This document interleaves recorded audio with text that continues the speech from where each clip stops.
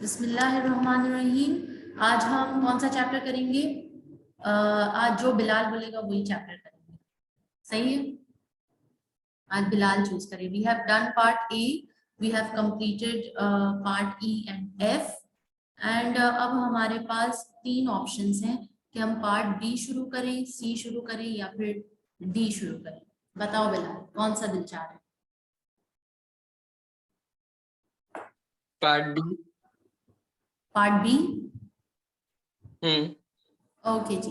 Part B is all about business organisation structure, functions and governance. यानी कि हम part B में क्या पढ़ने वाले हैं? हम एक बेसिक अंडरस्टैंडिंग देने वाले हैं कि आखिर बिजनेस ऑर्गेनाइजेशंस होती क्या है, स्ट्रक्चर क्या होता है, कितने टाइप्स के होते हैं, फंक्शंस क्या है, गवर्नेंस रूल्स क्या है, पॉलिसीज क्या है। तो ये सारा कुछ हम इन तीनों चैप्टर में पढ़ेंगे। ठीक है जी, चलिए स्टार्ट करते हैं। आपको आपकी किट मिल गई? मिल गई। चलो जी, बढ़िया हो गया। कर रहे हो प्रैक्टिस क्वेश्चंस की? कुछ चैप्टर रीडिंग स्टार्ट किए? स्टार्ट कर दिए। Okay, that's good.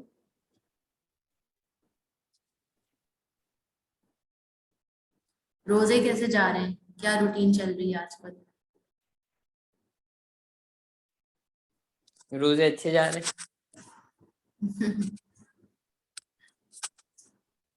Okay,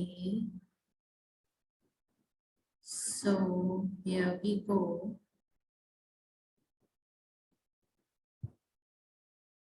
Part B, business organization, structure, functions and governance. So starting with the first chapter, structure and strategy के ऊपर है। इनफॉर्मल ऑर्गेनाइजेशन किसे कहते हैं, ऑर्गेनाइजेशनल स्ट्रक्चर क्या होता है, levels of strategy in the business, centralisation and decentralisation, ये चारों टॉपिक्स हम देखेंगे। So number 1, what is the informal organization? Please read.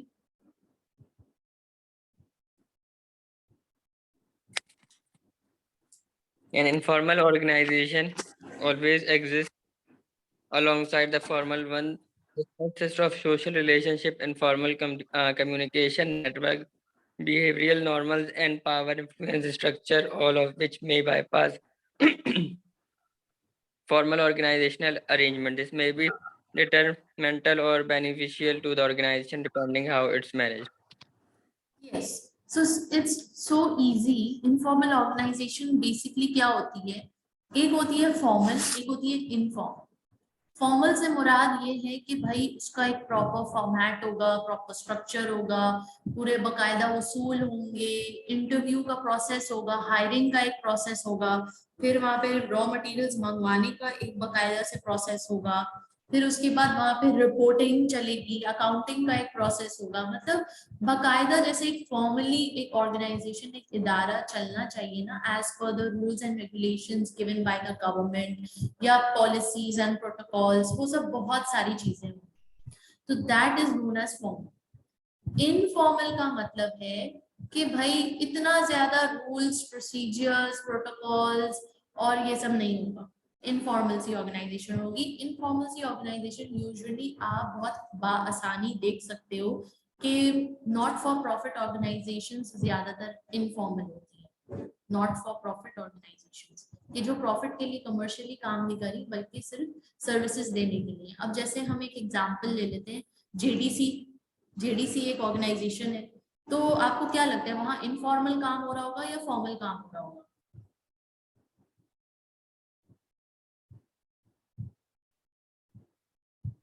Informal.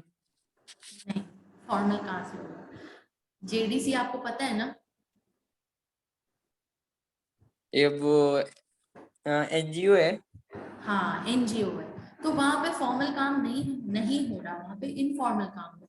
Formal से मुराद होगा कि अच्छा, सेल्स डिपार्टमेंट टीम अलग, प्रोडक्शन टीम अलग, एडमिन टीम अलग, सेफ्टी एंड मेंटेनेंस टीम अलग, अलग अलग टीमें हो। ऐसा नहीं होता एनजीओ में। एनजीओ के पास बहुत मिनिमम रिसोर्सेज होते हैं। तो उन मिनिमम रिसोर्सेज में क्या होता है, उनके पास एक ही टीम होती है, वो हर तरह का काम कर रही होती है। वो कभी सेल्स का काम कर रही है, वो कभी सर्विसेज देने का काम कर रही है, वही टीम कभी मेंटेनेंस एंड सेफ्टी दे रही है, वही टीम, मतलब एक ही टीम सब कुछ दे रही है। काइंड ऑफ आपको एक्सप्लेन करने के लिए कि ये इनफॉर्मल और यहाँ पे ये फॉर्मल हो गया। फिर यहाँ पे हायरिंग का एक बकायदा प्रोसीजर होगा प्रॉपर, कि पहले आप सीवी भेजोगे, फिर इंटरव्यू होगा, फिर सीवी सिलेक्शन होगी, फिर आपकी परफॉर्मेंस देखी जाएगी, डेमो होगा। तो ये सारी चीजें हायरिंग से पहले। अब यहाँ पे क्या है, हायरिंग के लिए ज्यादा एक बंदा बैठा होगा, उसने बातचीत कर ली, सामने वाला बंदा इंटरेस्टेड है काम करने के लिए, सैलरी वगैरह डिस्कस कर ली, अगर दोनों अग्री हैं तो बस आ जाओ, ज्वाइन कर लो।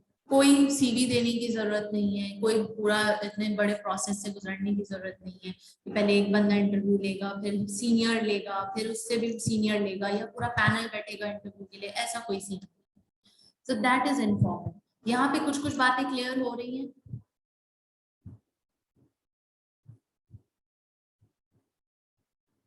हो रही क्लियर। फॉर्मल में एक और चीज है कि कम्युनिकेशन जो होगी वो भी बड़े फॉर्मल तरीके से होगी, ईमेल्स के जरिए, बड़ा प्रोफेशनल माहौल होगा। और यहाँ पे ऐसा कुछ नहीं है, यहाँ पे भाई जैसे हैं वैसे बात कर रहे हैं, बस खत्म। कोई फॉर्मल वे ऑफ कम्युनिकेशन, कोई ईमेल्स, ये सब नहीं। ठीक है, तो दैट इज इनफॉर्मल। अब यहाँ पे क्या कह रहे हैं, यहाँ पे एक बात कह रहे हैं कि इनफॉर्मल ऑर्गेनाइजेशन जो है वो एग्जिस्ट करती है side by side with the formal one. अगर हम इसको एक और मैं एग्जांपल देना चाहती हूँ कि अगर आप देखें एक छोटी किराने की दुकान, आपको क्या लगता है वो एक फॉर्मल ऑर्गेनाइजेशन है या इनफॉर्मल ऑर्गेनाइजेशन?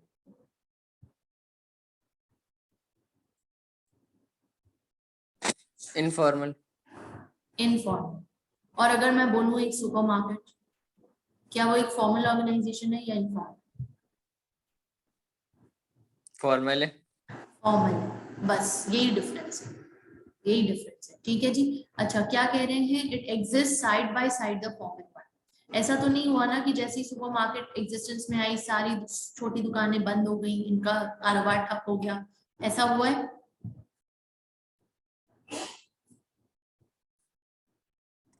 नहीं।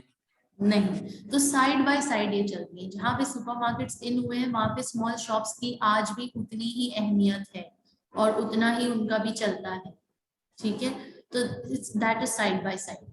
एंड मोर ओवर कि अगर सुपरमार्केट बंद भी हो तो स्मॉल शॉप्स गली मोहल्ले की खुली रहती है। हर वक्त तो आप सुपरमार्केट नहीं भागते हो ना छोटी छोटी चीजों के लिए, तो आपकी गली मोहल्ले में इतनी दुकानें होती है कि आप वहां जाते हो पहले। अगर वहां, और यहाँ तो आप महीने में एक दफा जाओगे या 15 दिन में एक दफा जाओगे, मगर यहाँ तो आप तकरीबन डेली जा रहे होते हो, कभी डबल रोटी लेने, कभी अंडे लेने, कभी दही लेने, कभी कुछ लेने। ठीक है जी। So this is the difference between formal and informal. तो सबसे पहला डिफरेंस क्या हो गया फॉर्मल स्ट्रक्चर में। दूसरा डिफरेंस क्या हो गया जो हमने डिस्कस किया कम्युनिकेशन में। अब कम्युनिकेशन इनफॉर्मल में कैसी होती है? इनफॉर्मल होती है। तो जिसको हम क्या कहते हैं, ग्रेप वाइन, क्या कहते हैं, ग्रेप वाइन, या फिर हम क्या कहते हैं, बुश टेलीग्राफ, या फिर हम क्या कहते हैं, इनफॉर्मल कम्युनिकेशन। हाँ बिलाल, ये 3 वर्ड्स हैं जो इनफॉर्मल कम्युनिकेशन के लिए यूज किए जाते हैं। कौन कौन से हैं, जरा बोलें।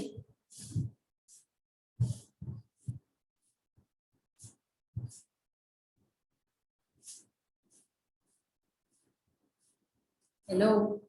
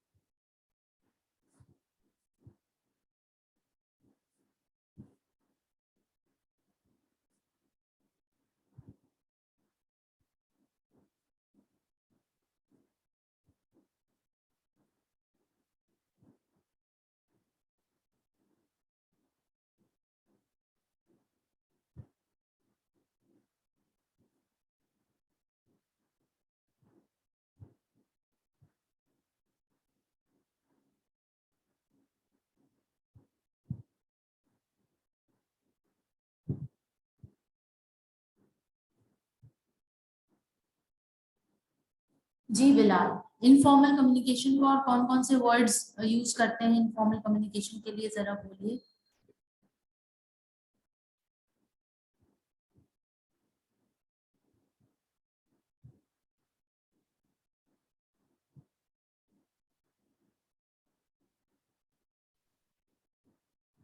क्या बताना है? इनफॉर्मल कम्युनिकेशन के लिए कुछ वर्ड्स इस्तेमाल होते हैं, जैसे कि grapevine and bush telegraph. ठीक है जी। इनफॉर्मल कम्युनिकेशन यानी कि कोई फॉर्मल तरीकेकार नहीं है। फॉर्मल तरीकेकार नहीं है मतलब हम रैंडमली एक दूसरे से बात कर, जरूरी नहीं कि हर बात हम ईमेल के जरिए या प्रॉपर एक नोटिस के जरिए करें। अब स्कूल्स में कम्युनिकेशन कैसे होती है? Schools is a formal place, formal organisation. Schools में कम्युनिकेशन नोटिस के जरिए होती है या फिर ईमेल्स के जरिए होती है, ऑफिशियल मैसेजेस चलाए जाते हैं। ठीक है। मगर अब एक अगर एनजीओ है तो वहां पे क्या होगा, ज्यादातर व्हाट्सएप यूज कर लेंगे। ग्रेप वाइन, तो ये जो इनफॉर्मल कम्युनिकेशन है इसको ग्रेप वाइन भी कहते हैं और बुश टेलीग्राफ भी कहते हैं। Then behavioral norms and ways of doing things, both social and work related, which may circumvent formal procedures and systems. New members must learn the ropes and get used to the way we do things here. Behavioural norms दोनों के अलग होंगे। Formal organisation में जाओगे वहां पे अलग ही माहौल होगा, और अगर इनफॉर्मल में जाओगे तो वहां अलग ही तौर तरीके होंगे। तो आप जहां भी जाओगे आपको वहां के तौर तरीके सीखने पड़ेंगे। The way we do things here, you have to learn that. Then power and influence structure, ये भी फर्क होगा।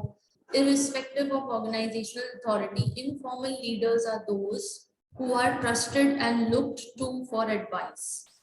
इनफॉर्मल में क्या होगा?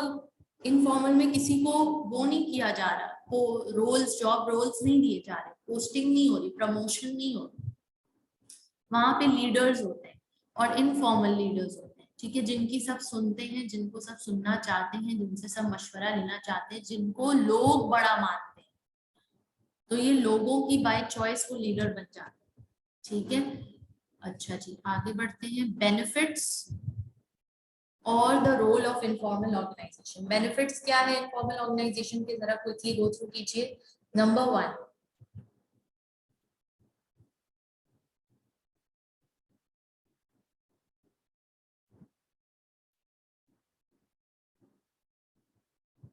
बिलाल पढ़िए।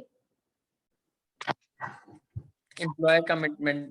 The meeting of employees' social need may be contribute to moral and job satisfaction with benefits in reduced absenteeism and labor turnover. Satisfaction, job satisfaction. ठीक है। सो एम्प्लॉय कमिटमेंट इनफॉर्मल में क्या हो रही है कि meeting of employee social needs may contribute to morale and job satisfaction with benefits in reduced absenteeism and labor turnover. अब यहाँ पे क्या होगा, इनफॉर्मल इदारे में क्या हो रहा है? इनफॉर्मल इदारा जैसे कि कोई एनजीओ, कोई नॉट फॉर प्रॉफिट ऑर्गेनाइजेशन, तो वहां पे आप बोनस तो नहीं दे सकते क्योंकि आपके पास रिसोर्सेज लिमिटेड है। यस और नो? और रिसोर्सेज में कौन कौन से रिसोर्सेज आ जाते हैं Bilal? Time, money, man, machinery and energy. ये रिसोर्सेज आ जाते हैं, तो तीनों ही रिसोर्सेज कम होते हैं। तो जब पैसा कम है तो एम्प्लॉय को आप कैसे मेक श्योर करोगे कि आपका एम्प्लॉय आपके इदारे से कमिटेड हो? तो उसके दो ही तरीके हैं कि आप एम्प्लॉय का ख्याल रखोगे। जब आप उसका ख्याल रखोगे, उसकी सोशल नीड्स का ख्याल रखोगे, तो आपको नजर आएगा कि उसका मोराल भी हाई है और उसकी जॉब सेटिस्फैक्शन भी हाई है। एंड वहां फिर वो क्या होगा, वो एब्सेंट भी कम होगा और लेबर टर्नओवर भी कम होगा। ठीक है। दूसरा पॉइंट, नॉलेज शेयरिंग, पढ़िए। The availability of information through informal networks can give employee a wider perspective on their role in the task and the organization, potentially stimulating big picture problem solving, cross boundary cooperation and innovation. Knowledge sharing क्या कह रहे हैं, क्या मतलब है, paragraph से क्या समझ आएगा?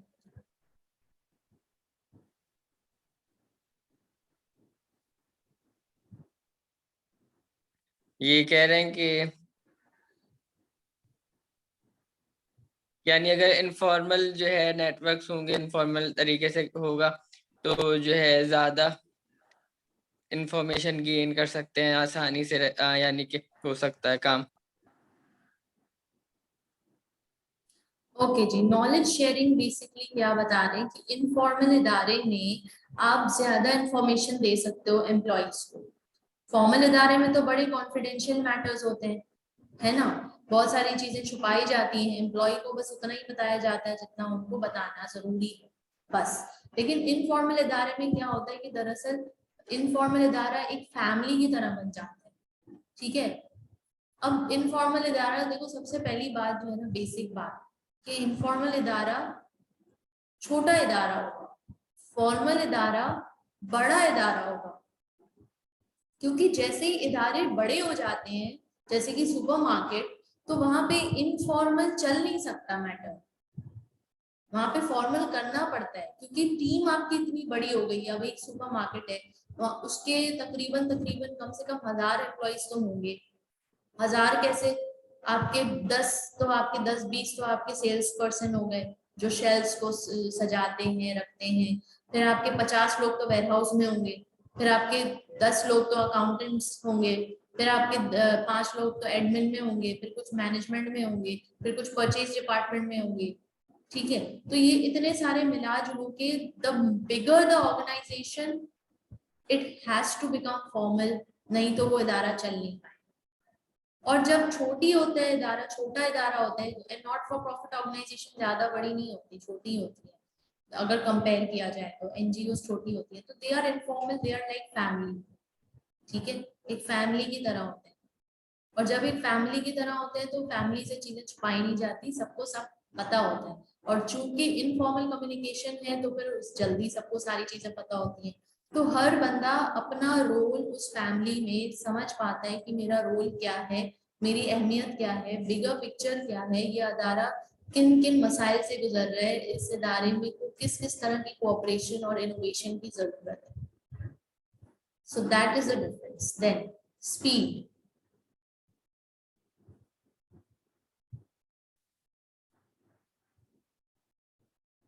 पढ़े। Informal networks and methods may be sometimes be more efficient in achieving organizational goal, where the formal organization has rigid procedures or lengthy communication channels enabling decisions to be taken and implemented more rapidly. क्या कह रहे हैं?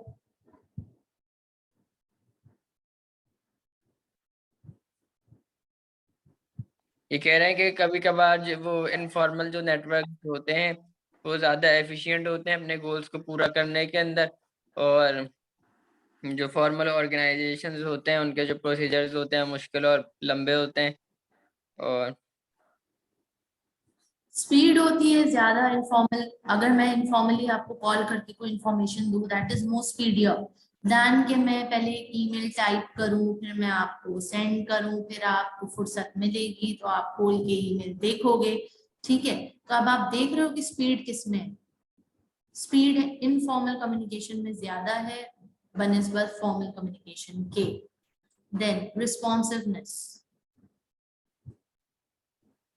the directness, information richness and flexibility of the informal organization may be particularly helpful in conditions of rapid environmental changes, facilitating both the mechanism and culture of anti-bureaucratic responsiveness.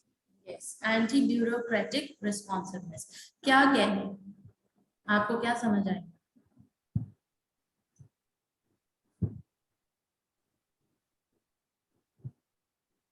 ये कह रहे हैं कि जो इनफॉर्मल ऑर्गेनाइजेशन होती है वो environment के हिसाब से ज्यादा जल्दी जो है चेंजेस कर लेती है। यस, इनफॉर्मल में चेंज होने में टाइम नहीं लगता, फ्लेक्सिबल होते हैं, ठीक है।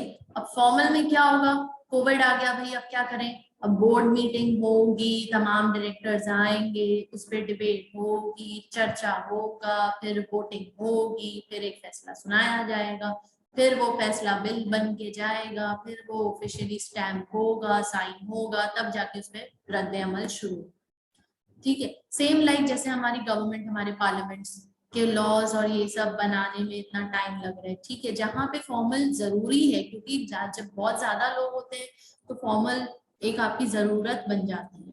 इनफॉर्मल से बहुत मसले मसाइल और कॉन्फ्लिक्ट्स ज्यादा अराइज होते हैं। वहीं दूसरी ही जगह देखा जाए तो फॉर्मल बहुत टाइम टेकिंग है, फॉर्मल फ्लेक्सिबल नहीं है। फॉर्मल जैसे ही एनवायरमेंटल में कोई चेंज आ रहा है वो उसी वक्त फौरन फौरन उस हिसाब से एडजस्ट नहीं हो सकता। They need time, then cooperation.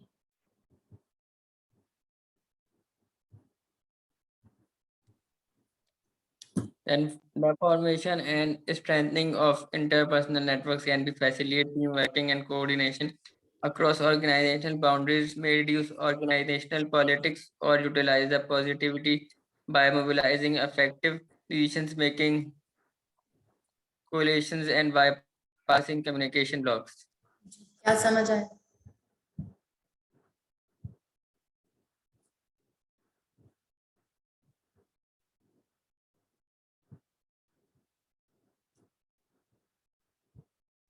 इसमें कह रहे हैं कि जो है वो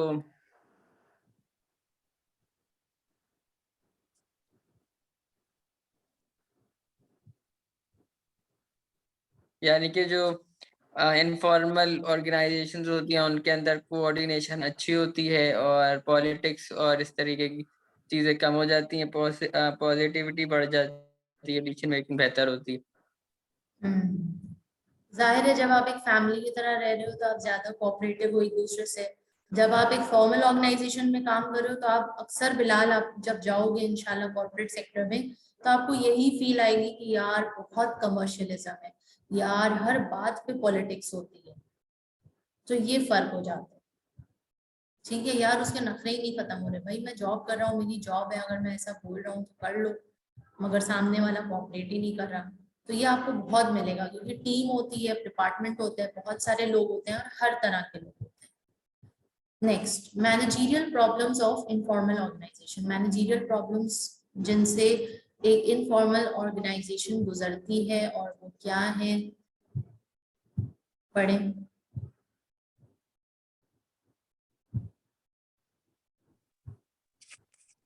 Social grouping may act collectively against organizational interests strengthened by collective powers and information networks. Even if they are aligned with organizational goals, group network maintenance may take a lot of time and energy away from tasks.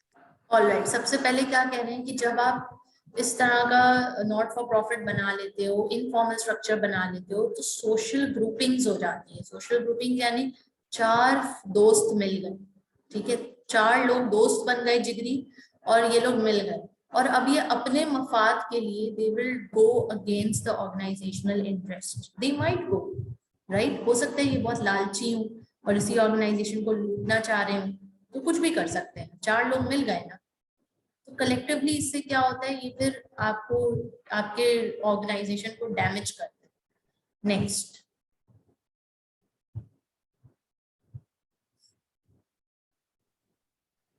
The grapevine is notoriously inaccurate and can carry moral damaging rumors. Right, grapevine में अब क्या है कि कभी तो खबर सच्ची होगी, कभी झूठी होगी। ग्रेप वाइन का क्या है, ग्रेप वाइन तो इनफॉर्मल कम्युनिकेशन है, मेरे मुंह से एक बात निकल गई तो निकल गई। अब उसमें कितनी सदाकत है, सच्चाई है, इसकी क्या गारंटी है। मैंने कह दिया कि भाई कल छुट्टी है, कल छुट्टी है, कल छुट्टी है, हालांकि ऑर्गेनाइजेशन ने ऐसा कुछ भी नहीं कहा या हेड ने ऐसा कुछ भी नहीं कहा, मगर मैंने ये फजूल में एक अफवाह फैला दी। That is also possible in grapevine. Next, The informal organization can become too important in fulfilling employees' needs. Individuals can suffer actually when excluded from cliques and networks.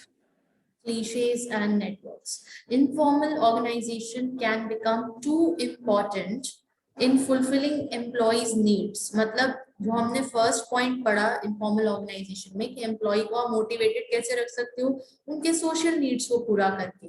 तो ऐसा हो सकता है कि ऑर्गेनाइजेशन का सारा ध्यान एम्प्लॉयज की नीड्स पर चला गया हो। तो इससे क्या होगा, फिर जो इंडिविजुअल्स होंगे, जो आपके कस्टमर्स होंगे, जिनको आप सर्विसेज दे रहे हो या प्रोडक्ट्स दे रहे हो, वो फिर डैमेज होंगे और वो फिर जो है वो नजरअंदाज होंगे। ठीक है जी, तो आपने बिल्कुल एक बैलेंस लेकर चलना है और यही मसला है कि बैलेंस हर एक का डिफरेंट होता है। अब फॉर्मल इदारे में क्या होता है, बैलेंस को स्टैंडर्डाइज कर दिया जाता है। ठीक है, अब तुम केएफसी की ब्रांच कहीं पे भी हो, दुनिया में कहीं पे भी हो, तुम कहीं से भी केएफसी खाओगे तुम्हें सेम टेस्ट मिलेगा, कोई भी बना रहा होगा सेम टेस्ट मिलेगा। क्यों? क्योंकि स्टैंडर्डाइज करती है, दैट इज फॉर्मल स्ट्रक्चर। मगर आप किसी रेस्टोरेंट में जाओगे, वहां पे शेफ अगर बना रहे हैं और अगर वो शेफ तब्दील हो गए तो आपको फर्क महसूस होगा क्योंकि वो स्टैंडर्डाइज नहीं होता। ठीक है, so that is the difference. Next,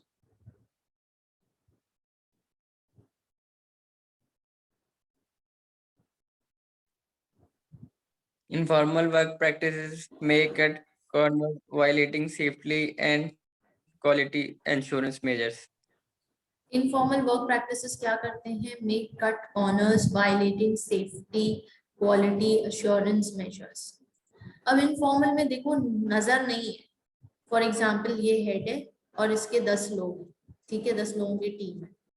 चूंकि कोई फॉर्मल सिस्टम नहीं है, तो फॉर्मल सिस्टम नहीं है तो कोई कंट्रोल्स एंड प्रोसीजर्स भी नहीं है, कंट्रोल्स भी नहीं है, कोई चेक एंड बैलेंस भी नहीं है, बस सब अपना अपना काम कर रहे हैं जैसे लीडर ने समझा दिया। अब सबकी अपनी समझ के जिसको जैसा समझ आया वो वैसा कर रहा है, जिसमें हो सकता है कोई एक शख्स या कोई 2 लोग वायलेट करें सेफ्टी रूल्स को, क्वालिटी को कॉम्प्रोमाइज कर रहे हो। ठीक है, तो ये सब पॉसिबल है इनफॉर्मल इदारे में।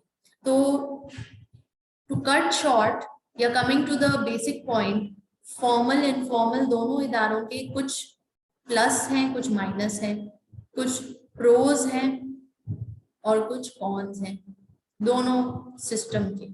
अब डिपेंड करता है आप कौन सा बिजनेस कर रहे हो या किस तरह का सिस्टम चला रहे हो, आपके लिए कौन सा ज्यादा फीजिबल है, और फिर आप किस तरह मैनेज कर रहे हो, मिनिमाइज कर रहे हो इन तमाम प्रॉब्लम्स को, ये भी आपको देखना पड़ेगा।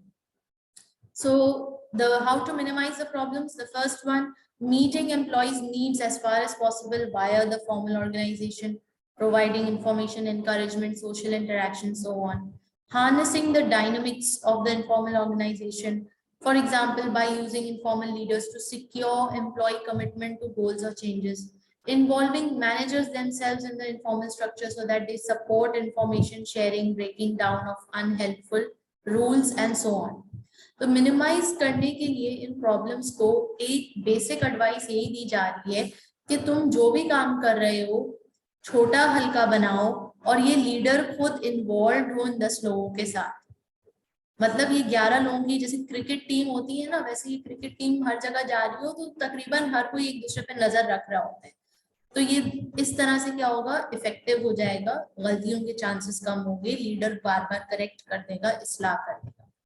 अब लीडर यहाँ पे देख लो एम्प्लॉइज को गाइड करने की शक्ल में, डायनामिक्स को गाइड करने की शक्ल में, या फिर मैनेजर्स को शामिल करने की शक्ल में कि जैसे अगर लीडर 2 ग्रुप्स का लीडर है तो एक ग्रुप का मैनेजर बना दिया, दूसरे ग्रुप का भी एक मैनेजर बना दिया, तो मैनेजर को सही समझ में अगर आ गई ये बात तो वो बाकियों से भी उस तरह से काम निकलवा लेगा।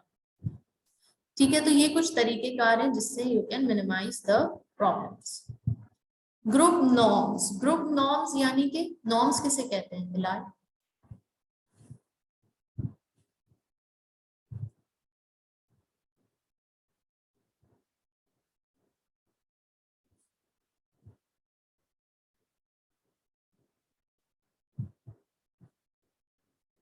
ग्रुप नॉर्म्स किसे कहते हैं?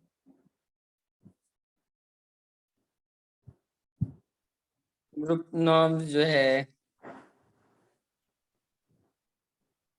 पता नहीं। नॉर्म्स का मतलब होता है तौर तरीके, या जैसे होता चला है, अब जैसे हर घर के कुछ नॉर्म्स होते हैं। घर, ठीक है, और घर में रहने का सलीका हो सकता है ये फैमिली रात को 10 बजे सो जाती है, खत्म बात, 10 बजे के बाद इनके घर में लाइट्स नहीं जलती, ये क्या हुआ, ये एक नॉर्म है। दूसरा नॉर्म, इनके घर में जो है बड़ों को बड़ी बड़ी इज्जत दी जाती है, वेरी रिस्पेक्ट देते हैं बहुत ज्यादा। इनके घर में बाकायदगी से पूजा पाठ होती है, प्रेयर्स होती है, ठीक है। तो ये सब क्या है, ये इस घर का नॉर्म है, तौर तरीका है। इस घर में सिर्फ नाश्ता बनता है और रात का खाना बनता है, ब्रेकफास्ट एंड वो जो शाम में खाना होता है ना, लंच, और लंच स्किप करके ये सिर्फ मगरिब के बाद फौरन खाना खा लेते हैं, डिनर। तो 2 टाइम का खाना बनता है। तो ये क्या है, इस घर का नॉर्म है। तो इसी तरह हर इदारे के कुछ नॉर्म्स होते हैं कि ये लोग ऐसे काम करते हैं, ये लोग इस तरह से हायरिंग करते हैं, या ये लोग इस तरह से अपनी सैलरीज डिस्ट्रीब्यूट करते हैं, ये लोग इस तरह से अपना चेक एंड बैलेंस रखते हैं, या फिर जो लोग एब्सेंट होते हैं तो उनकी तनख्वाह कटती है। तो ये सारे नॉर्म्स में आ गया। ठीक है। अब इन इन सब में ये 3 वर्ड्स हैं जो हमें सीखने हैं, विच इज कंप्लायंस। कंप्लायंस का मतलब है रूल्स के साथ कंप्लाई करना, यानी रूल्स के साथ आप हम आहंगी करेंगे और रूल्स को फॉलो करेंगे। Internalisation, full acceptance and identification, completely accept करेंगे और आइडेंटिफाई करेंगे विद द रूल्स। ठीक है। काउंटर कंफर्मिटी, काउंटर कंफर्मिटी का मतलब है रिजेक्टिंग द ग्रुप और इट्स नॉर्म्स, यानी कि हो सकता है कोई एक बंदा आया नया और वो कंप्लीटली काउंटर कर रहा है हर रूल को, हर नॉर्म को, हर वहाँ के उसूलों को काउंटर कर रहा है। काउंटर कंफर्मिटी का क्या मतलब है, उसके खिलाफ जाना, उसे चैलेंज करना, रिजेक्ट करना, ना मानना। ठीक। Then there are some circumstances which put strong pressure on individual. Strong pressure on individual, कुछ हालात ऐसे हो जाते हैं कि जिसमें किसी एक शख्स पे बहुत ज्यादा प्रेशर डाला जाता है। The issue is not clear cut. The individual lacks support for their own attitude or behavior. The individual is exposed to other members of the group for a length of time. तो ये सारी situations हो सकती है। हो सकता है कोई एक बंदा ऐसा है कि जिसका कुछ दिमागी तवाजुन सही नहीं है, वो अपने एटीट्यूड और बिहेवियर को ठीक ही नहीं कर पा रहा, या उसके साथ कोई शदीद मसला है, या उसने बहुत ज्यादा टाइम तक किसी ग्रुप के साथ काम करना, तो लिहाजा ऑर्गेनाइजेशन उसके ऊपर प्रेशर डाल सकती है। नॉर्म्स में be reinforced in various ways by the group. Group में जो नॉर्म्स हैं जो फॉलो करने चाहिए, वो अलग अलग तरह से आप इंडिविजुअल्स पर एनफोर्स कर सकते हैं, उन पे लागू कर सकते हैं। Number 1 identification, number 2 sanctions. क्या है ये आइडेंटिफिकेशन, जरा पढ़िए।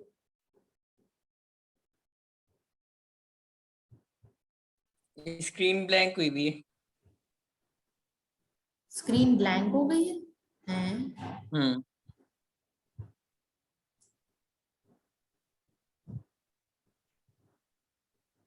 अब नहीं, फुल ब्लैंक हुई भी है। अच्छा, मेरी तरफ तो आ रहा है। अब देख, करके ज्वाइन करूं? हाँ, रीजॉइन कर लो।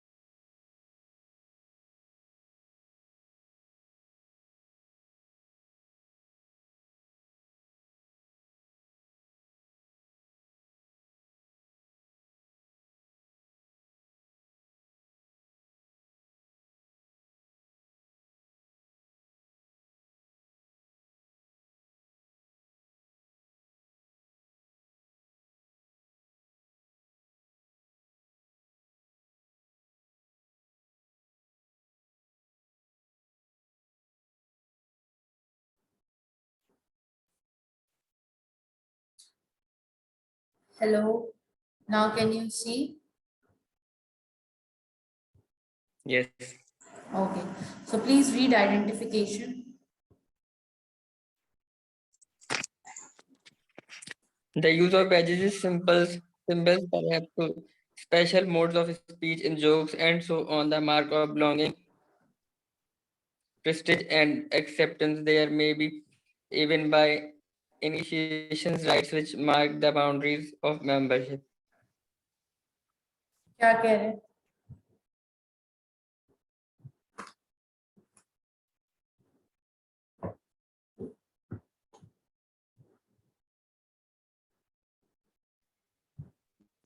ये कहने के यूज ऑफ बैजेस और जो सिंबल्स यूज होते हैं और स्पेशल मोड स्पीच के यूज होते हैं.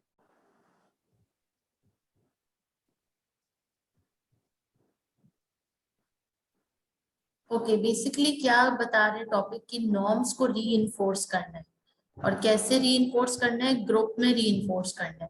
तो उसमें क्या है कि आप बैजेस का इस्तेमाल कर सकते हो, अपने ग्रुप मेंबर्स को दे सकते हो ताकि उनको याद रहे कि ये उनका रोल है और ये उनको करना है, वो रिस्पॉन्सिबल है इस चीज के लिए. जैसे स्कूल्स वगैरह में होता है, प्रीफेक्ट्स बना देते हैं, हाउस कैप्टन्स बना देते हैं, तो उसका बैज मिलता है. So it gives an identity कि कोई भूले नहीं कि मेरी ये आइडेंटिटी है, मेरी ये जॉब रोल है या मेरी ये रिस्पॉन्सिबिलिटी है. सिंबल्स या फिर कोई स्पीच, जैसे असेंबली में स्पीच करते हुए, एड्रेस करते हुए दोबारा से याद दहानी करा देना कि ये हमारी हमारी पॉलिसी है, ये हमारी वैल्यूज है. या फिर जोक्स के दरमियान बातों बातों में कोई बात कह देना, तो जिससे क्या होता है, याद दहानी हो जाती है कि री हो जाती है कि भाई ये यहाँ पे कुछ नॉर्म्स हैं, उसकी इज्जत और एहतराम करें और फॉलो करें. Sanctions of various kinds. What are sanctions?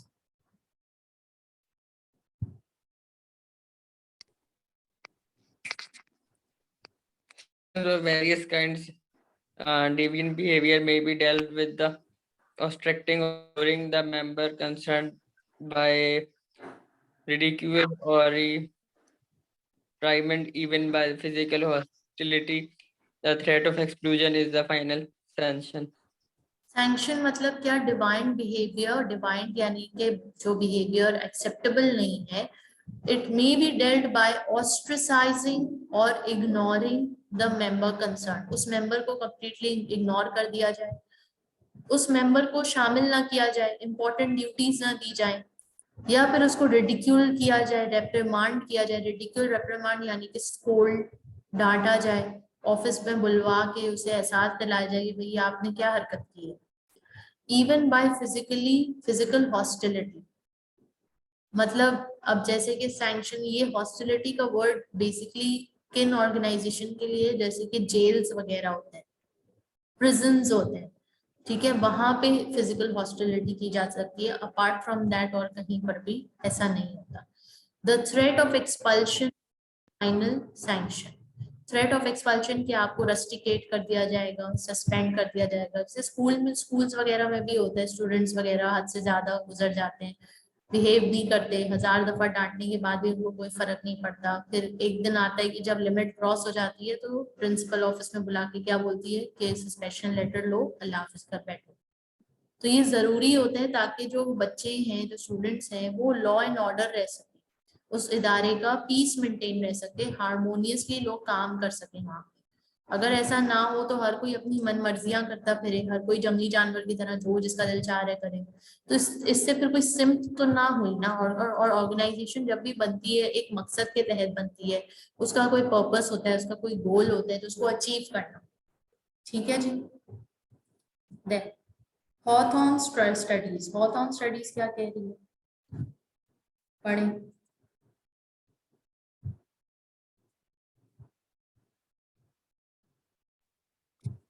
The work of the Human Relations School of Management theory sheds light on the importance of groups within an organization. Interesting findings emerged from studies conducted at the Hawthorne plant of the Western Electric Company by Professor Elton Mayo at the Harvard Business School, 1993. One conclusion was that formal groups exercise a powerful influence in the workplace. Supervisions and managers need to take account in social needs if they wish to secure commitment to organizational goals.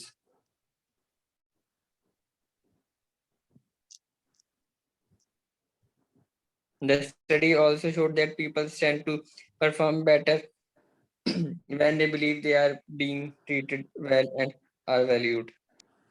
तो यहाँ पे हमारे पास professor Elton Mayo, जो Harvard business school के professor हैं, उन्होंने study की और उन्होंने ये हॉथॉर्न स्टडीज में ये बताया कि ह्यूमन रिलेशन स्कूल मैनेजमेंट के तहत ग्रुप्स ऑर्गेनाइजेशन में जो काम करती हैं उनकी बड़ी अहमियत है, क्योंकि एक ऑर्गेनाइजेशन, एक इदारा लोगों के बगैर, लोगों के ताउन के बगैर, लोगों के एज अ टीम काम करने के बगैर कामयाब हो ही नहीं सकता। तो उन्होंने बताया कि भाई ह्यूमंस आपस में कैसे बिहेव करते हैं, आपस में कोऑपरेट कब करते हैं, कब नहीं करते हैं। तो एक बात सामने आई that they perform better, people perform better when they believe, जब उनको इस बात का यकीन हो चले that they are being treated well and are valued, कि उनको अच्छे से ट्रीट किया जाता है और उनकी अहमियत है। तो ये जब होता है तो फिर इस बात से क्या करते हैं, लोग अच्छा परफॉर्म करते हैं, बेहतर परफॉर्म करते हैं। ये कौन बताता है? एल्टन मायो बताते हैं। Next, organisational structure. अब मिंट्सबर्ग के हिसाब से there are 5 components of organisation, और वो 5 कंपोनेंट्स कौन से हैं आपके सामने है। Number 1 operating core, number 2 middle line, number 3 supporting staff, number 4 techno structure, and number 5 is strategic apex. ये पता नहीं यहाँ middle line क्यों लिखा है, it is strategic apex. Strategic apex, operating core, middle line, techno structure support staff. अब क्या है स्ट्रैटेजिक एपिक्स? मतलब वो लोग जो स्ट्रैटेजिक लेवल पर बैठे हैं, हेड्स हैं, लीडर्स हैं, पॉलिसी मेकर्स हैं, जो डायरेक्शन बताएंगे कि ऑर्गेनाइजेशन किस डायरेक्शन में जाएगी, पॉलिसी क्या होगी, so on and so fourth. Operating core वो लोग हैं जो ऑपरेशनल लेवल पर बैठ के मैन्युफैक्चरिंग कर रहे हैं या फिर सर्विस प्रोवाइड कर रहे हैं, जैसे कि डॉक्टर्स, जैसे कि बार्बर्स, जैसे कि teachers. We are directly involved with home, with the customers.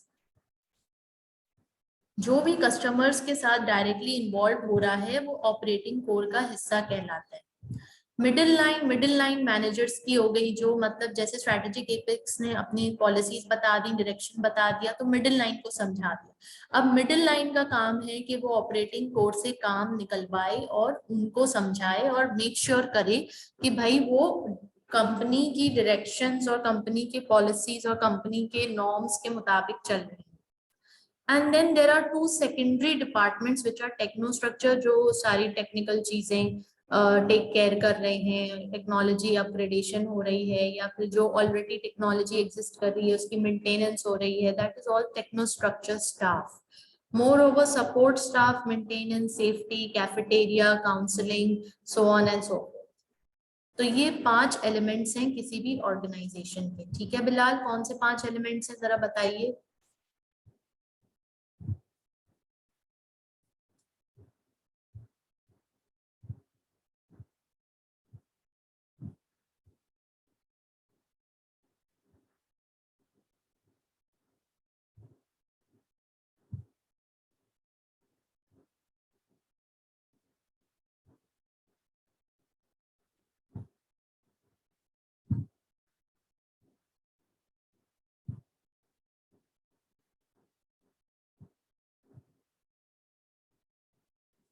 Bilal, are you there? Okay. Next, categories of organization. We have a simple structure, we have a machine bureaucracy, we have professional bureaucracy, and we have divisionalized structure and adhocracy. क्या है ये सब, इसको समझते हैं।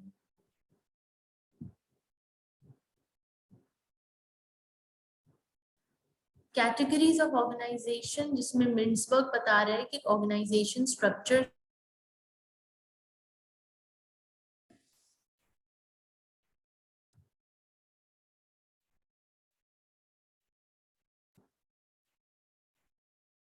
Mintzberg हमें ये बताता है कि there are 5 categories of organization structure. The first one is simple structure. Simple structure is centralized and often autocratic, with power concentrated at the strategic apex. Simple सा structure है कि जिसमें क्या होगा, जिसमें पावर जो है सेंट्रलाइज्ड होगी, ऑटोक्रेटिक होगी, यानी कि स्ट्रेटेजिक एपेक्स में जो लोग बैठे हैं उन्हीं के पास सारी की सारी अथॉरिटी है और वहीं से सारे डिसीजंस होते हैं, लिए जाते हैं और नीचे तक लोगों तक पहुंचाए जाते हैं। The second is machine bureaucracy. Machine bureaucracy, this structure relies heavily on good टेक्नोस्ट्रक्चर, यानी ज्यादातर इस ऑर्गेनाइजेशन में मशीन्स ऑपरेट कर रही हैं rather than इंसान, और एक दफा मशीन को प्रोग्राम उस हिसाब से कर दिया गया है तो अब वो मशीन ही सारा टेक केयर कर रही है। So that is the structure of this organization, where mostly all the processes, all the steps are machine operated. Strategic planners and financial controllers. Strategic planners and financial controllers are influential with multiple layers of management, formal procedures and standardized production processes. अब यहाँ पे होता क्या, एक दफा policy बन गई है, एक दफा टेक्नोलॉजी को भी कोडिंग प्रोग्रामिंग कर दी गई है, तो अब ये बार बार चेंज नहीं होता। लोग आते जाते रहते हैं मगर लोगों को सीखना पड़ता है कि यहाँ पे क्या चलता है। तो दैट इज मशीन ब्यूरोक्रेसी। और यहाँ पे प्रोसीजर्स, पॉलिसीज बहुत कम होता है कि चेंज होते हैं, ये मतलब एक दफा बन गए तो बन गए, that's it. So motivation can be difficult over here and organizations of this type tend to be inflexible. क्यों इनफ्लेक्सिबल है? Because of course machine operated है ज्यादा, तो इसलिए इसमें बार बार चेंजेस नहीं कर सकते। एक दफा प्रोग्रामिंग कर दी है मशीन की तो प्रोग्रामिंग हो चुकी है, उसको बार बार चेंज नहीं करते अकॉर्डिंग टू द हालात, according to the changes in the environment. That is machine bureaucracy. Next, professional bureaucracy. Professional bureaucracy Bilal पढ़िए।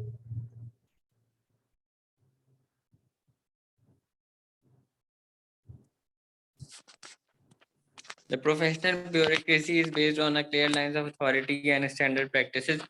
The practices are often built on standards set by law, regulations, or independent external bodies, such as professional association, example, law, accountancy.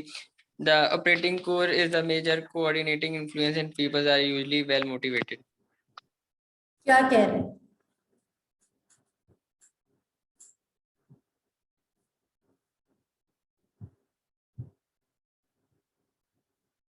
ये कह रहे हैं कि जो professional bureaucracy है ये base करती है स्टैंडर्ड्स के ऊपर, और ये स्टैंडर्ड्स ठीक है, ये स्टैंडर्ड्स के ऊपर डिपेंड करती है। And more over regulations and bodies जो हैं, एक्सटर्नल बॉडीज, उन्होंने ये बनाई हुई है। जैसे कि लॉ एंड अकाउंटेंसी, जैसे हम अभी जो ACCA कर रहे हैं, ये IASB बोर्ड ने हमें सारे रूल्स एंड रेगुलेशंस बताए, and this is international accounting standards board. तो ये वहीं से सारे पॉलिसी, सारे रूल्स बन के आ रहे हैं। हमें क्या करना है? हमें तो बस इसके मुताबिक चलना है, कंप्लायंस करनी है, that's all. That's what we need to do. इसी तरह गवर्नमेंट ने बहुत सारे इदारों के लिए कुछ रूल्स एंड रेगुलेशंस बनाए हैं जो ऑर्गेनाइजेशंस को क्या करना है? कंप्लायंस करना है। That's it. That is professional bureaucracy. Then divisionalized. Please read.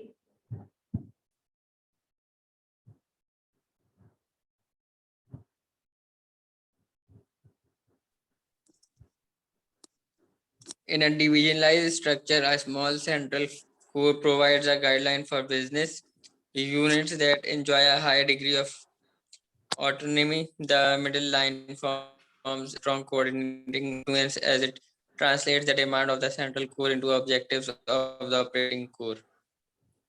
So in a divisionalized structure क्या हो रहा है कि a small central core provides guidelines for business units that enjoy a high degree of autonomy. The middle line forms a strong coordinating influence as it translates the demands of the central core into the objectives of the operating core. Divisionalize यानी कि बहुत सारे divisions हैं, बहुत सारे departments हैं, बहुत सारी branches हैं, और हर branch या हर department अपने अपने rules बना रहे हैं, ठीक है?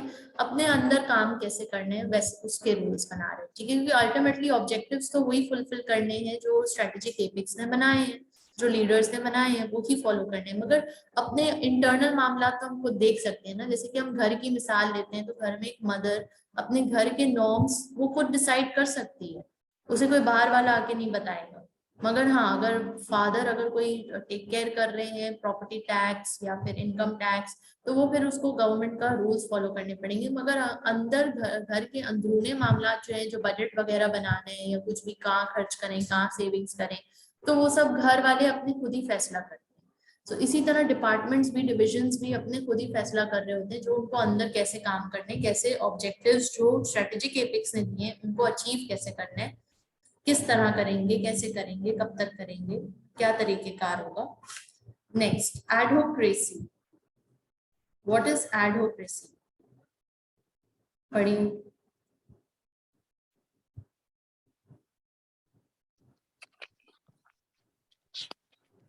The advocacy is a task or project based and needs to run quickly.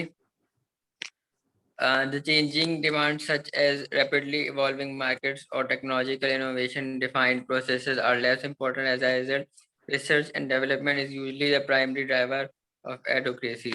Okay, that's it. तो क्या कह रहे हैं इसमें? कह रहे हैं बेसिकली ये प्रोजेक्ट बेस्ड है या टास्क बेस्ड है। अगर प्रोजेक्ट आ गया डैम बनाना है तो उसके बेस पर ये प्रोजेक्ट है, तो उसके ऊपर जो भी डिमांड्स है उसको फिल करना है, जो भी टेक्नोलॉजिकल इनोवेशन की रिक्वायरमेंट है वो लेनी है, और इसमें रिसर्च एंड डेवलपमेंट ज्यादातर शामिल होती है क्योंकि एडहोक्रेसी का प्रोजेक्ट है, प्रोजेक्ट बेस्ड है, टास्क ओरिएंटेड है, ठीक है? एक दफा प्रोजेक्ट खत्म हो गया, टास्क खत्म हो गया, टीम खत्म हो गया, दैट्स इट। तो ये है, this is so in most organizations tasks and people are grouped together in some way on the basis of specialization, or share technology or customer base. This is known as departmentation. डिपार्टमेंटेशन किसे कहते हैं? Departments में कैसे divide करते हैं लोगों को, लोगों और टास्क के ग्रुप्स बनाते हैं और उनको डिवाइड कर देते हैं, तो that is known as departments. जैसे कि सेल्स एंड डिस्ट्रीब्यूशन डिपार्टमेंट अलग होता है, कस्टमर फीडबैक डिपार्टमेंट अलग होगा जिसमें कस्टमर केयर, कस्टमर के कंप्लेंट्स वो सब एड्रेस की जा रही होंगी, ऑपरेशनल डिपार्टमेंट अलग होगा, एडमिन अलग होगा, ठीक है, अकाउंट्स डिपार्टमेंट अलग होगा। तो हर एक का काम जैसा है उसको उस तरह से ग्रुपिंग की जा रही है जिसे डिपार्टमेंटेशन कहते हैं। Next, functional departmentation. Functional departmentation नाम से ही लग रहा है कि फंक्शन के मुताबिक डिपार्टमेंट्स को डिवाइड किया जाए। अब फंक्शन के मुताबिक भी कर सकते हैं, ज्योग्राफिकल बेसिस पे भी कर सकते हैं कि एरिया वाइज, कि ये कराची की ब्रांचेस हैं या कराची की है, वो लाहौर शहर का है, ये इस्लामाबाद शहर का डिपार्टमेंट है, ठीक है, ये इस्लामाबाद का है। तो ज्योग्राफिकल बेसिस, रीजन वाइज और कंट्री वाइज भी हो सकता है। प्रोडक्ट बेसिस पे भी हो सकता है कि हमारा फलाना प्रोडक्ट का डिपार्टमेंट ये है, हमारे दूसरे प्रोडक्ट का डिपार्टमेंट वो है। ब्रांड बेसिस भी हो सकता है, मैट्रिक्स बेसिस भी हो सकता है, हाइब्रिड बेसिस भी हो सकता है। किसी भी तरह डिपार्टमेंटेशन आपकी कंपनी की अपनी मर्जी होती है, वो जिस तरह चाहे कर सकते हैं। फंक्शन के बेस पे कर सकते हैं, ज्योग्राफी जगह के बेस पे कर सकते हैं, प्रोडक्ट के बेस पे कर सकते हैं, ब्रांड के बेस पे कर सकते हैं, मेट्रिक्स के बेस पे कर सकते हैं। What is matrix? Someone selling product X in country A would report to product X manager and a country A manager. ठीक है, आपका प्रोडक्ट डिफरेंट डिफरेंट जगह पे सेल हो रहा है, तो वहां पे हर जगह का अपना मैनेजर है, वो आपको रिपोर्ट करेगा, that is matrix basis. Hybrid structure, mix and match भी हो सकता है, ठीक है। एडवांटेजेस डिसएडवांटेजेस आपने खुद से देख लेने हैं, ठीक है, कोई इसमें मुश्किल चीज नहीं है। ज्योग्राफिक डिपार्टमेंटेशन हम डिस्कस कर चुके हैं, इसके भी एडवांटेजेस डिसएडवांटेजेस आप देख लीजिएगा। Product departmentation, brand departmentation, advantages disadvantages. Customer departmentation, an organization may organize its activities on the basis of types of customers or market segment. Market segment different हो सकता है, कुछ customers हो सकते हैं जो पार्ट टाइम कस्टमर्स हो, कुछ फुल टाइम कस्टमर्स होते हैं। अब पार्ट टाइम और फुल टाइम में क्या फर्क है? पार्ट टाइम यानी कि रैंडम कस्टमर, कोई आ गया ऐसे ही वन टाइम, और एक होता है लॉयल कस्टमर जो हमेशा आपके पास ही आएगा, हर महीने आएगा, हर हफ्ते आएगा और आप ही के पास आएगा। तो ये लॉयल कस्टमर हो गए, ये रैंडम कस्टमर हो गए। आप इन दोनों को अलग तरह से ट्रीट कर सकते हैं।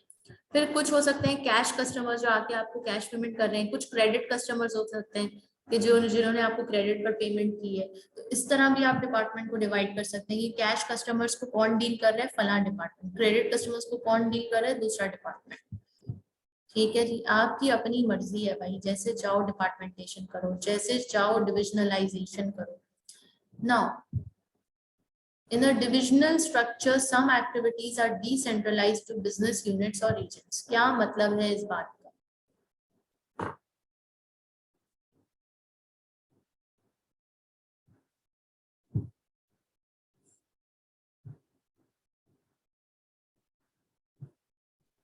इसका मतलब है कि डिवीजन स्ट्रक्चर के अंदर कुछ एक्टिविटीज को जो है वो रीजन्स के अंदर डिवाइड कर देते हैं।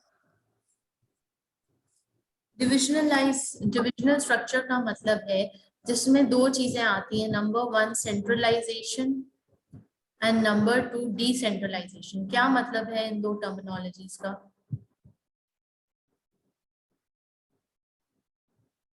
ऑलराइट, फॉर एग्जांपल एसीसीए एक इदारा है, ठीक है, एसीसीए एक ऑर्गेनाइजेशन है, यस और नो, उसका हेड ऑफिस कहाँ है?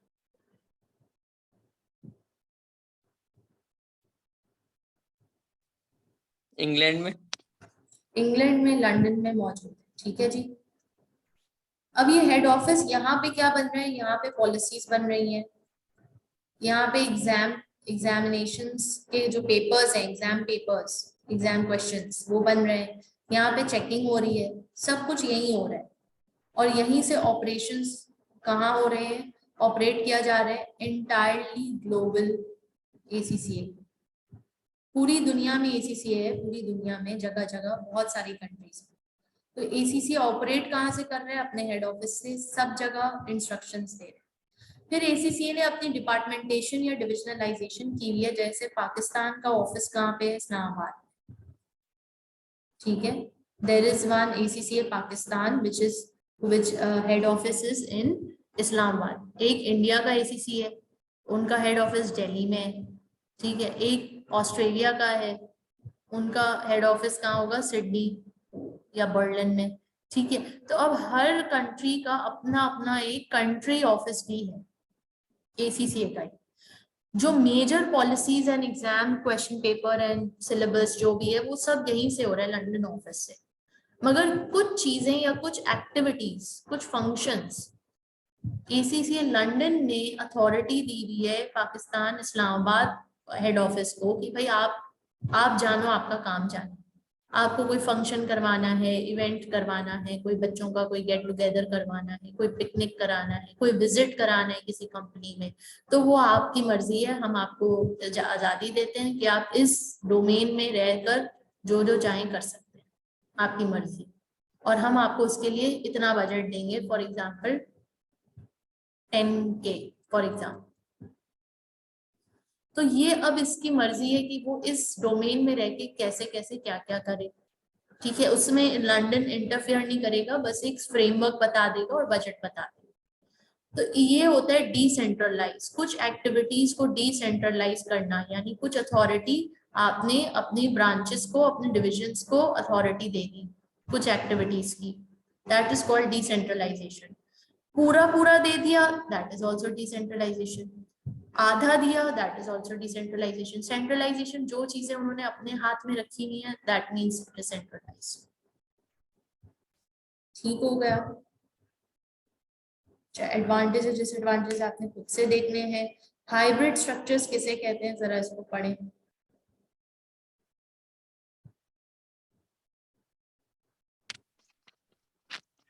Organization structures are rarely composed of only one type of organization. Hybrid structure may be involve a mix of functional departmentations, ensuring specialized attention to key functions with elements of, for example, product organization, customer organization. ठीक है, hybrid मतलब mix है, उसमें कुछ functional भी होगा, कुछ geographic भी होगा, कुछ भी होगा, मतलब इट्स अ मिक्सचर। ठीक है जी। सिंपल स्ट्रक्चर हमें मालूम है, सिंपल स्ट्रक्चर में क्या होता है, एक स्ट्रेटेजिक एपिक्स होता है और बाकी फिर सारी ऑपरेशनल टीम होती है, जैसे कि आप यहाँ पे देख सकते हैं। This is the strategic apex and then over here is the operational team. ये एक सिंपल स्ट्रक्चर है। मैट्रिक्स आप यहाँ पे देख सकते हैं कि product A manager A, project product B manager B, project product manager C, और फिर हर डिपार्टमेंट, और फिर सब एक दूसरे को रिपोर्ट करेंगे और सब एक दूसरे को इंफॉर्मेशन देंगे। तो ये मैट्रिक्स ऑर्गेनाइजेशन कहलाती है। एडवांटेजेस डिसएडवांटेजेस जरूरी है, गो थ्रू कीजिएगा। New organisation, some recent trends have emerged from the focus on flexibility as a key organizational value. मतलब एक नया ट्रेंड आया है कि भाई ऑर्गेनाइजेशन को फ्लेक्सिबल होना बड़ा जरूरी है, कि वक्त के हिसाब से, एनवायरनमेंट के हिसाब से अगर वो फ्लेक्सिबल नहीं है तो वो एक्सटिंक्ट हो जाएगी। जैसे कि कोविड में हमने देखा, जो लोग फ्लेक्सिबल थे, जो बिजनेसेस फ्लेक्सिबल थे, वो सर्वाइव कर गए, जो नहीं थे वो खत्म होने की तरफ आ गए। तो जो फ्लेक्सिबिलिटी रखेगा तो वो एडजस्ट कर लेगा अपने आप को, फटाफट मास्क लगा लेगा, फटाफट वैक्सीन करवा लेगा, फटाफट। अब रेस्टोरेंट्स को देख लो, रेस्टोरेंट्स बंद हो गए थे और ठीक ठाक इफेक्ट हुआ था रेस्टोरेंट्स का बिजनेस। तो रेस्टोरेंट्स ने क्या करना शुरू कर दिया, फटाफट ओपन एयर में अपने चेयर्स लगा दिए, डिलीवरी ज्यादा कर दी कि हम डिलीवरी कर देते हैं आपको, क्योंकि जाहिर है चलाना तो है ना, इतना सारा माल, इतनी सारी चीजें, सब खराब हो जाएगा जो स्टोरेज में रखा हुआ है खाने पीने का, और एकदम से पता चले लॉकडाउन हो गया, शटडाउन हो गया, कोई ना आ सकता है ना कोई जा सकता है। So that is the flexibility thing. Flat structure किसे कहते हैं, जो अभी हमने देखा कि ज्यादा कॉम्प्लिकेटेड स्ट्रक्चर ऑर्गेनाइजेशन का नहीं हो, जिसमें सिर्फ एक लीडर और उसकी team, that's it. Horizontal structures कि जहाँ पे वर्सिटैलिटी हो, फंक्शनल वर्सिटैलिटी, मल्टी स्किलिंग, एक बंदा एक टीम बहुत सारे काम जानते हो। chunked and unglued structures. Chunked and unglued structures किसे कहते हैं, पढ़िए.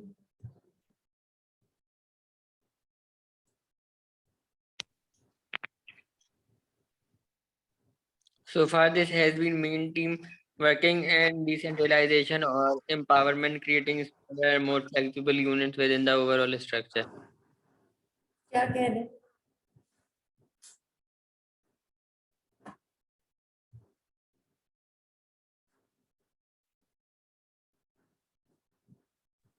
यानी कि ये कह रहे हैं कि जो है वर्किंग को डिसेंट्रलाइज कर दें और छोटे और फ्लेक्सिबल यूनिट्स को बनाएं जो कि पूरे Yes. स्ट्रक्चर में हो। एग्जैक्टली वो ये कह रहे हैं कि आपका बहुत बड़ा इदारा है, आप बहुत बड़े इदारे में छोटे छोटे टीम्स बना रहे हैं, छोटी छोटी यूनिट्स बना रहे हैं, तो ये चंक्ड एंड अनग्लूड स्ट्रक्चर्स कहलाएंगे. Why? They will be smaller, they will be flexible, they will be decentralised. इनको अथॉरिटी दें अपना अपना काम करने की. दे विल बी एम्पावर्ड, तो इससे काम आपका जल्दी होगा और छोटी टीम होगी, लड़ाई झगड़े कम होंगे, फ्लेक्सिबल होगी. ये सारी चीजें उन्होंने कहा ये बेटर स्ट्रक्चर है.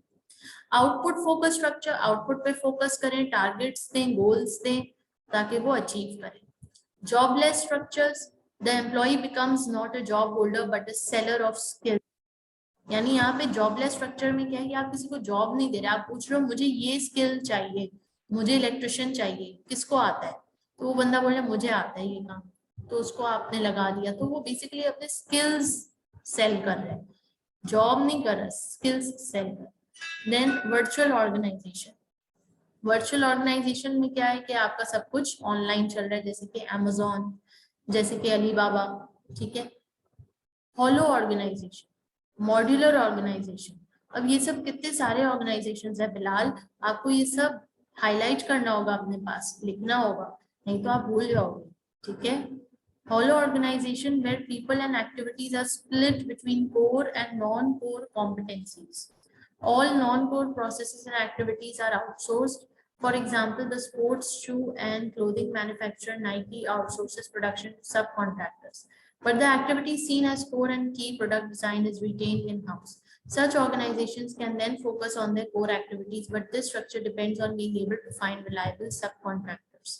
तो यहाँ पे बेसिकली डिविजन किस बेस पर हो रहा है कि वो कॉम्पिटेंसीज जो कोर हैं, जो इम्पोर्टेंट हैं, जिनके बगैर गुजारा नहीं, और वो कॉम्पिटेंसीज जो नॉन कोर है. जैसे कि हम अगर स्कूल की एग्जांपल लें तो स्कूल में कोर कॉम्पिटेंसीज क्या होंगी? टीच करना. Yes, teachers will be the core people जो हमें चाहिए. और फिर बाकी एडमिन, अब एडमिन तो कोई भी बैठ जाए मगर टीचर तो कोई भी नहीं बन सकता ना.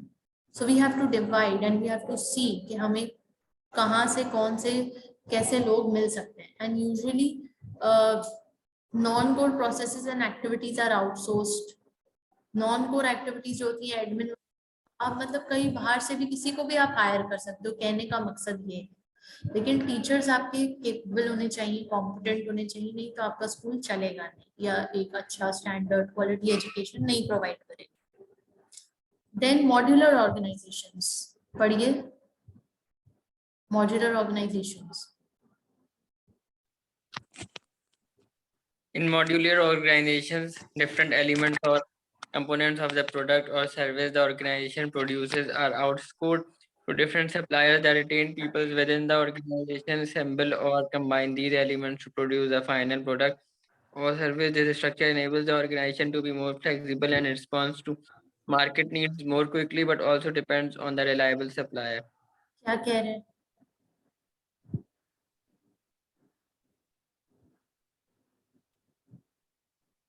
ये कह रहे हैं कि ये वाला जो स्ट्रक्चर होता है ये इनेबल करता है ऑर्गेनाइजेशन को ज़्यादा फ्लेक्सिबल होने के लिए और मार्केट की नीड्स को ज़्यादा तेज़ी से यानी काम करें, और डिपेंड करता है रिलायबल सप्लायर के ऊपर. Right, exactly. Next, boundaryless organisation. Boundaryless यानी इनकी कोई बिल्डिंग नहीं है, कोई ऑफिस नहीं है, ये वर्चुअल है, ये वर्चुअल है. जैसे आजकल सारा वर्चुअली चल ही रहा है और चल सकता है आसानी. डिपेंड करता है वो क्या प्रोडक्ट्स और सर्विसेज दी जा रही है. Next, span of control.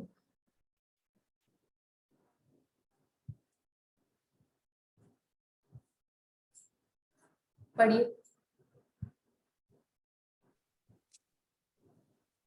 Span of control, span of management refers to a number of subordinates responsible to a superior. Span of control or span of management, number of subordinates responsible to superior, ये superior है, manager है, इसके under कौन कौन लोग हैं, 1 2 3 4, this is his span of control. Span of control say he has 5 of subordinates, so span of control is 5. Okay जी, आगे बढ़ते हैं। Tall and flat organisations, tall organisations में बहुत सारे लोग होते हैं, chief executive, senior management, middle management, then supervisor and then the workers. Flat में थोड़े से लोग होते हैं, बस 1 2 3, 3 लेवल्स हो गए, ठीक है। This is known as the chain, I think इसको चेन कहते हैं। Tall organisation, narrow control spans, smaller groups, enable team members to participate in decisions, larger number of steps on the promotional ladders, inhibits delegation, rigid supervision, same work passes through too many hands. Here again, advantages, disadvantages. Advantages, disadvantages. Delayering, what is delayering?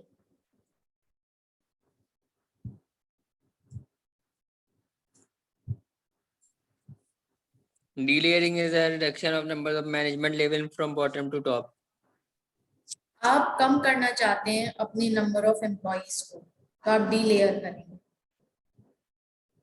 ठीक है। Outsourcing and offshoring, outsourcing and offshoring का क्या मतलब है?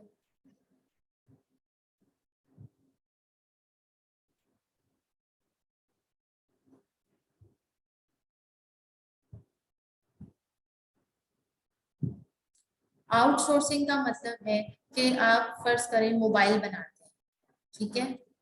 अब mobile के साथ आपका दिल है कि भाई मैं चार्जर भी बनाऊं, मगर आप सोचते हैं यार चार्जर के लिए फिर रॉ मटेरियल खरीदो, टीम को सिखाओ, मशीन हायर करो, so on and so fourth. तो आप चार्जर के लिए क्या करते हैं, आउटसोर्स कर लेते हैं। आप किसी और कंपनी से जो ऑलरेडी चार्जर बना रही है, जो हमारे मोबाइल में भी लग सकता है, आप उसको बोलते हैं भैया मेरे मोबाइल के लिए चार्जर तो बना दो, आप उसको ठेका दे देते हैं, ऑर्डर दे देते हैं, दैट इज आउटसोर्सिंग, ठीक है। ऑफशोरिंग मींस कि आप मोबाइल बनाते हैं, ठीक है, आपको ये मोबाइल बनाना आता है। अब आपने क्या किया, आपको किसी कंपनी ने कांटेक्ट किया कि भाई तुम्हारी टीम एक्सपर्ट है, जरा हमारे पास भेजो। तो आपने अपनी टीम को कहाँ भेजा, ओवरसीज, आउटसाइड योर कंट्री, किसी और कंट्री के कंपनी में जाके काम करने के लिए, अपनी एक्सपर्टीज इनको देने के लिए आपने अपनी किसी टीम को भेजा, that is known as offshoring, ठीक है। क्लियर है दोनों? Clear है। Now, levels of strategy in the organization. Strategy, levels of strategy organization में कितनी है? Corporate, business, operational.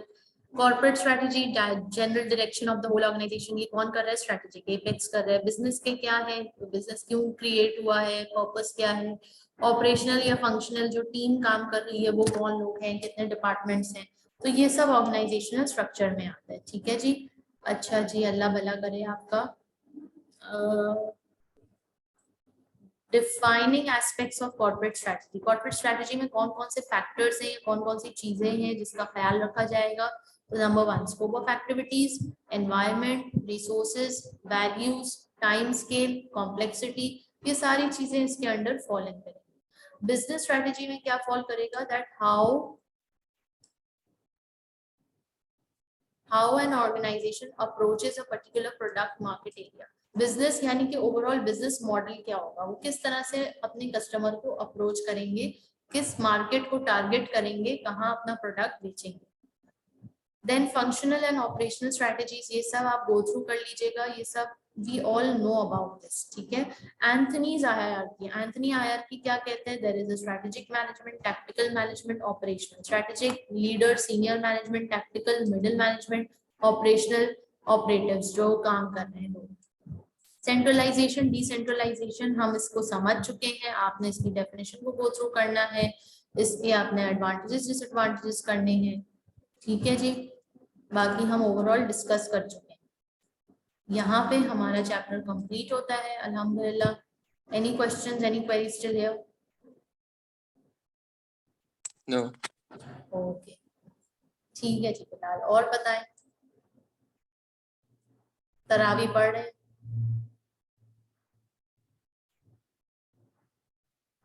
नहीं। F3 की क्लासेस चल रही हैं आपकी? F3 की चल रही। F3 की भी तैयारी कर रहे हो? कितना कोर्स रह गया F3 का? F3 का जो है अभी रहता है। अभी काफी रहते हैं। अच्छा ठीक है। इरादा ये है हमारा, हमारे कितने चैप्टर्स रहते हैं? हमारे पास अभी खासा बड़ा हिस्सा अभी रहता है, ठीक है। तो मैं चाह रही थी कि मैं आपकी एक्स्ट्रा क्लासेस लूँ, आपकी 2-3 क्लासेस मिस हुई हैं, तो काइंडली इस थर्सडे और फ्राइडे आप अवेलेबल रहिएगा, मैं क्लासेस लूँगी, ठीक है। क्योंकि इरादा ये है कि रमज़ान एंड होने से पहले आपका सिलेबस कंप्लीट करा दिया जाए। तो वी हैव 1 2 3 4 5 6 7 8 9 10 11 12 चैप्टर्स हमारे रहते हैं, तो तकरीबन 12 क्लासेस हमें और चाहिए। तो 12 क्लासेस का मतलब है कि आपने नेक्स्ट 2 वीक्स कंटिन्यूसली हमने सारी क्लासेस अटेंड करनी है। हम ऑलरेडी 2 क्लासेस मिस कर चुके हैं, जिसकी वजह से हमारा लॉस हो गया है, ठीक है। तो हम उसको कवर अप करने की कोशिश करेंगे। थर्सडे भी क्लास रखेंगे, फ्राइडे भी क्लास रखेंगे, फिर उसके बाद नेक्स्ट वीक भी हम 5 दिन क्लास रखेंगे, और हमारी पूरी कोशिश होगी कि ईद से पहले हम अपना कोर्स कंप्लीट कर लें, ठीक है। बात क्लियर है? अच्छा, पहले हम अपना कोर्स कंप्लीट करेंगे। मैं आपसे उम्मीद रखती हूँ कि आप साथ साथ एक एक चैप्टर की तैयारी करते रहें। थियोरेटिकल सब्जेक्ट है, साथ साथ एक एक सब्जेक्ट, एक एक चैप्टर रोज पढ़ते रहेंगे तो आसानी आपको ही होगी। तो मैं आपको उम्मीद मुझे ये है कि आप साथ साथ तैयारी कर रहे होंगे। तो अगर आप साथ साथ तैयारी कर रहे होंगे तो हम फिर जैसे ही कोर्स कंप्लीट होगा हम टेस्ट लेंगे, टेस्ट की तैयारी में जाएंगे। तो टेस्ट आपके तक मतलब मई में ही होंगे। तो मोस्ट प्रोबेबली आप 3rd वीक या 4th वीक ऑफ मई में अपना F1 का एग्जाम दे रहे होंगे, में ये रख के चले, ठीक है। मोस्ट प्रोबेबली 3rd वीक या फिर 4th वीक, आखिरी हफ्ता जो चलेगा मई का, उसमें आप अपना F1 का एग्जाम देंगे बिलाल, ठीक है। ये याद रखें, इसको, इस कोर्स को डिले नहीं करें, जल्दी से वाइंड अप करें ताकि जो है आपका जल्दी जल्दी FI कंप्लीट हो। आपने FI कब स्टार्ट किया था बिलाल? 2020 में किया था, तकरीबन चौथे या 5वें महीने में। 2020 में किया था, अब 2022 हो गया। आपने 2022 में आप पूरा अपना FI कंप्लीट करना है, ठीक है। So you have to stay energetic, motivated and study on daily basis. मई के एंड में, मई के 3rd वीक या 4th वीक में आपको F1 का पेपर देना है, इसलिए मैं आपको बार बार बोल रही हूँ ताकि आप अभी से पढ़ना शुरू करो। अभी से, आज एक चैप्टर कर लिया ना, आज इसको रिवाइज कर लो, 1 घंटा दे दो, फटाफट रिविजन किट करो, काम खत्म करो। जो पिछले चैप्टर्स पढ़ लिए हैं अगर उसमें से कोई रहता है तो वो कर लो, क्योंकि अभी हमारा मेन चंक सिलेबस का बाकी है। तो अभी थोड़ा सा हुआ है तो उसको फटाफट, मतलब मेरे साथ साथ चलो, पीछे नहीं रहो, ठीक है, ताकि मई में आपने पेपर दे देना है इंशाल्लाह ताला। ठीक है जी, इंशाल्लाह फिर कल मुलाकात होगी। अपना ख्याल रखें। अल्लाह हाफिज।